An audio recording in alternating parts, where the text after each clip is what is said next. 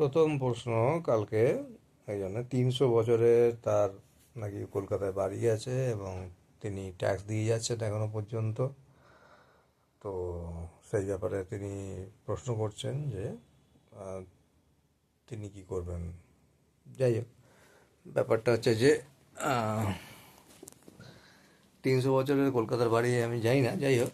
তো 300 বছর ধরে যদি কারো কলকাতায় বাড়ি থাকে তাহলে অবশ্যই কলকাতাতে তো বহুবার ইলেকশন হয়েছে। এমনকি কলকাতায় বাড়ি ছিল মানে তারা তো কলকাতা কর্পোরেশন যখন হয়, যখন কর্পোরেশন গভর্নমেন্টের আন্ডারে ছিল না, ব্রিটিশ আমলের কথা বলছি, তখনও তারা হয়তো কোনো না কোনো কার্যক্রমে অংশগ্রহণ করেছেন। আচ্ছা, সেটা তো গেল, সেখানে তাদের নাম পাওয়া যেতে পারে। আচ্ছা, এরপরেতে আমি এক লাফে চলে আসছি তার পরবর্তী জায়গায়, যে পরবর্তীকালে কলকাতায় যখন ভোট হয়েছিল 1935 সালের ভারত শাসন আইন যখন চালু হয়, ভোট হয়েছিল রাজ্যে, তখন কলকাতাতেও ভোট হয়েছিল। আশা করি কলকাতায় যার বাড়ি থাকবে সে অবশ্যই ভোট দিতে পেরেছিল, তাহলে সেখানেও তার লিস্টে তার নাম থাকবে। দুই হচ্ছে 1952 সালের লিস্টে তো অবশ্যই তার নাম থাকবে, কারণ যেহেতু অত প্রাচীন বাসিন্দা তাদের প্রত্যেকের নাম ওখানে পাওয়া যাবে। তা সেই নাম ধরে, আপনাদের পূর্বপুরুষের নাম ধরে আপনাদের নামের লিস্ট, ধরুন ঠাকুরদাদার বাবার নাম ছিল, সেখান থেকে ঠাকুরদাদার নাম এলো। এবার নামের পাশে তার বাবার নাম দেওয়া থাকে, সেটা থেকে লিঙ্ক করে নিলেন। এইভাবে লিঙ্ক করে করে ফ্যামিলি লিঙ্ক তৈরি করতে হবে। আপনাদের যেই ফ্যামিলি লিঙ্ক তৈরি হয়ে যাবে, তার সঙ্গে সঙ্গে আপনি এটা প্রমাণ করে দিতে পারবেন যে হ্যাঁ, আপনি ওখানকার বাসিন্দা। খুব ইজি প্রসেস। হ্যাঁ, বেশি কাগজে ঘাঁটতে হয় না, শুধু নামগুলো বার করলেই হয়ে যায়। আর এগুলো কোথায় পাবেন জিজ্ঞেস করবেন, যে কোথায় পাবেন বলতে 1952 থেকে 1971 পর্যন্ত তো এগিয়ে বাংলা বলে একটি ওয়েবসাইট আছে, যেটা পশ্চিমবঙ্গ সরকার করে দিয়েছে। তো এর মধ্যে থেকে আপনি ওটা পেয়ে যেতে পারেন, আশা আশা করা যায় পাওয়া যাবে। যাই হোক, তো 300 বছরের পুরনো বাসিন্দার এটা হচ্ছে 1 নম্বর কাগজ হলো। পড়াশোনার কাগজ আমি বাদ দিলাম, পড়াশোনার কাগজ আমি ধরছি না, তাছাড়া কাগজগুলো বলছি। ধরে নিলাম পড়াশোনা আপনি করেননি, কেউই করেনি পড়াশোনা, সবাই 0 0 0 0 0, কেউ কোনো স্কুলেই পড়েনি, কেউ কোনো পাসও করেনি, আমি সেটা বাদ দিলাম। এইবারেতে হচ্ছে যে তারপরে তো এই যে লিঙ্ক যেটা রয়েছে 1952 সাল থেকে পরপর 1952, 1956, হ্যাঁ, তারপরেতে 61, 62 থেকে 66, তারপরে 71, এই পর্যন্ত যে কোনো জায়গাতেই আপনি পূর্বপুরুষের নাম পেয়ে যাবেন। সেখান থেকে লিঙ্ক করবে, লিঙ্ক করলেই আপনার কাজ শেষ। সেটা বাবা হতে পারে, ঠাকুরদাদা হতে পারে, হ্যাঁ, ব্যাস। নামটা আপনি পাবেন, অবশ্যই পাবেন। আমি যখন পেয়েছি আপনারা কেন পাবেন না? তো এই হলো আপনার 300 বছরের যিনি বাসিন্দা তার আহ, উত্তর। আরেকজন বলছেন যে কাগজপত্র কিছু নেই, সব বাড়িয়ে ফেলেছি, বাড়িঘর নেই। ঠিক আছে, আপনি কলকাতায় যখন এসেছিলেন, কলকাতায় আপনার ঠাকুরদাদা যেই আসুক না কেন, সে কোথাও না কোথাও সে তো থাকতো এবং সেখানে কোথাও না কোথাও সে ভোট দিত। সেই জায়গাটা আপনি জেনে নিন, সেটা কোন জায়গাটায় সে থাকতো, কোন জায়গাটায় সে ভোট দিত। কলকাতার ক্ষেত্রে বলছি। আর গ্রামের ক্ষেত্রে সমস্যা হয় না। গ্রামের ক্ষেত্রে কী হয়, গ্রামের ক্ষেত্রে যেহেতু সবাই সবাইকে চেনে, ফলে যেখানে নামের লিস্টটা থাকে ওখানে মোটামুটি পাড়া হিসেবে পরপর পরপর নামগুলো হয়ে যায়।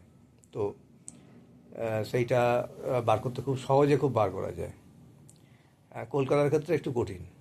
কলকাতা আর হাওড়া, এই দুটো ক্ষেত্রে একটু কঠিন, কারণ অসংখ্য লেন, অসংখ্য গলি এগুলো রয়েছে। সেটা আপনাকে পার্টিকুলারলি জাস্ট জেনে নিতে হবে যে কোন লেন, কোন গলিতে বা কোন রাস্তার ওপরে আপনার বাড়িটা ছিল। সেই ঠিকানাটা দেখে, ওই জায়গাটা দেখে আস্তে আস্তে করে, একটু সময় সাপেক্ষ ব্যাপার, এই 1 ঘন্টার মধ্যে বার করে ফেললেন এরকম নাও হতে পারে।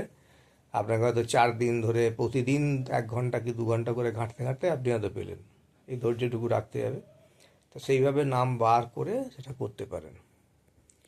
তাহলে এই গেল এখানকার। তো ফলে যারা এখানকার আদি বাসিন্দা তাদের এইগুলো তো থাকবেই। এছাড়া যাদের প্রপার্টি, সামান্যতম প্রপার্টি আছে, অথবা তিনি ভাড়া ছিলেন বা কিছু ছিলেন, তাদের তো একটা নিশ্চয়ই ভাড়ার বিল থাকবে, এবং সেটাও নিশ্চয়ই 60-এর 70-এর দশকে, 50-এর দশকে যদি থেকে থাকে ভাড়ার বিল, অথবা কোনো জমির কাগজ, অথবা কোনো ট্যাক্সের কাগজ পৌরসভাকে দেয়া, অথবা ওই জাতীয় কোনো কাগজপত্র, যে কোনো ধরনের কাগজপত্র, যাতে এইটা এস্টাবলিশ হয় যে আপনার পূর্বপুরুষ ওখানে ছিল। তো তো সেইটা এস্টাবলিশ করতে পারলেই সঙ্গে সঙ্গে আপনাদের ওই লিঙ্ক ওখান থেকে বার করে নেবেন যে হ্যাঁ এটা ঠিক আছে। আমাদের প্যান কার্ডে কী আছে, তা আমাদের প্যান কার্ডে ধরুন বাবার নাম আছে, যদি আমি আমার ছেলের বয়সীদের কথাই ধরি, নতুন প্যান কার্ড করছি, তাতে হয়তো আমার নাম থাকবে। এবার আমার প্যান কার্ডে আমার বাবার নাম আছে, আমার বাবার প্যান কার্ডে আমার ঠাকুরদাদার নাম আছে, এবার আমার ঠাকুরদাদার প্যান কার্ডে আমার ঠাকুরদাদার বাবার নাম আছে। তো এই যে ফ্যামিলি লিস্ট, তো এইভাবে আপনাকে বার করতে হবে। মেয়েদের ক্ষেত্রে একটু অসুবিধে আছে, কিন্তু মেয়েদের ক্ষেত্রে সেটা অসুবিধে অতটা থাকবে না। সেখানে জানাতে হবে যে হ্যাঁ এখানে এইটা বিয়ে হয়েছিল, এই হচ্ছে তার এবার তার প্রমাণটা কি? তার প্রমাণ হচ্ছে যে তার ছেলে যে আছে, ছেলের সঙ্গে তার মায়ের কোনো না কোনো জায়গায় তো লিস্টে লিঙ্ক আছে, ভোটার লিস্টে। এবারেতে যিনি ভারতবর্ষে রয়েছেন এত বছর ধরে, তাদের পূর্বপুরুষ ভোটের নাম ওঠেনি বা অংশগ্রহণ করেননি, এটা যদি কখনো হয়ে থাকে কোনো ক্ষেত্রে, কারো ক্ষেত্রে, যে সেটা অসম্ভব, এটা যদি হয়ে থাকে তাহলে তার ক্ষেত্রে কিছু বলার নেই, কারণ তাহলে তিনি ভারতবর্ষের লোকই নন, কারণ যেহেতু তিনি ভোট দেননি বা তার পূর্বপুরুষকে ভোট দেয়নি, তিনি হিমালয়ে চলে যেতে পারেন। যাই হোক, এটা জোকস অ্যাপার্ট। তো আপনারা এইভাবে লিঙ্ক তৈরি করুন, লিঙ্ক তৈরি করে আপনারা করে ফেলুন, এটা খুব ইজি। আচ্ছা, এরপরে অন্য ধরনের যে প্রশ্নগুলো আছে সেই প্রশ্নের উত্তরগুলো আমি পরের ভিডিওতে আবার দিয়ে দিচ্ছি। আবার কিছুক্ষণ পরে আবার একটা ভিডিও বানাচ্ছি, আরও একটা প্রশ্ন নিচ্ছি, নিয়ে আমি ভিডিওটা বানাচ্ছি। ঠিক আছে, আপাতত এই পর্যন্তই। নমস্কার।